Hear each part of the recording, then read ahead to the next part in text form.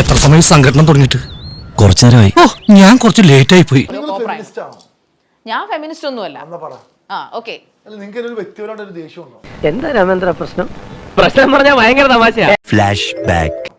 Jasmine Big Boss വീട്ടിൽ കുളിക്കാറില്ല എന്നൊക്കെയാണ് പറയുന്നത്. അതുപോലെ തന്നെയായിരുന്നു ഷിയാസും. അങ്ങനെ ഉണ്ടോ? വേണ മാസത്തിൽ 2 തവണ കുളിച്ചാലേ എനിക്ക് ജലദോഷം വന്നിടും. തന്നെ എനിക്ക് അലർച്ചി. എന്ത് ചോദ്യാണ് ഒരു ഊള ചോദ്യമൊക്കെ ചോദിച്ചിട്ട് കുളിക്കാറില്ല.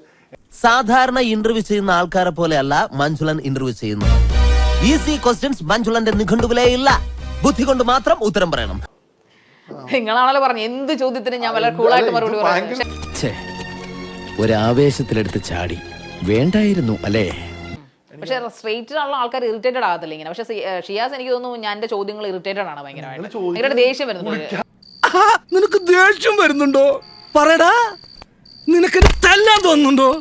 തല്ലടാ, തല്ലടാ. ഇത് വെച്ചിട്ട് അടിക്കും നിങ്ങളെ. സീരിയസ്, നിങ്ങൾ പെൺകുട്ടിയായി പോയി. അല്ലെങ്കിൽ ഞാൻ എന്ത് പറയാ നിങ്ങൾക്ക്?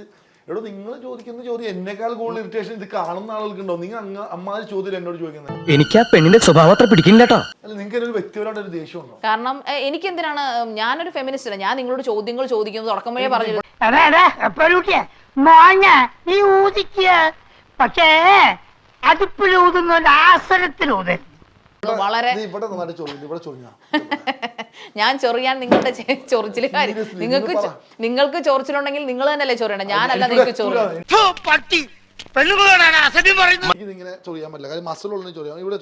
മസിൽ മാത്രമേ ഉള്ളൂ നിങ്ങൾക്ക്, സ്റ്റാൻഡേർഡ് അല്ലേ നിങ്ങൾക്ക്? കുറച്ചുകൂടെ അന്തസ്സായിട്ട് സംസാരിച്ചൂടെ? കൂടുതൽ അഭ്യാസം എന്റെ അടുത്ത് കാണിച്ചാണ്ടില്ല. ഞാൻ നല്ല പുളിച്ച തെറി വിളിച്ചു പറയും. എന്റെ പൊന്നു ശാരിക, ഈ പരിപാടി നിങ്ങൾക്ക് പറ്റില്ല. നിങ്ങൾ എന്തിനും വലിയ ന്യൂസ് വല്ല എഴുതി അത് വായിച്ചു. നിങ്ങളൊരാളെ ദൈവത്തോട് ഇന്റർവ്യൂ ചെയ്തില്ലോ, നല്ല ഇടിയിടും. ഞാനൊരു സാധാരണ മനുഷ്യനായതുകൊണ്ട് ചെറിയ കാര്യങ്ങളിൽ സന്തോഷിക്കുകയും ചെറിയ കാര്യങ്ങളിൽ പ്രകോപിതനാകുകയും ചെയ്യാറുണ്ട്.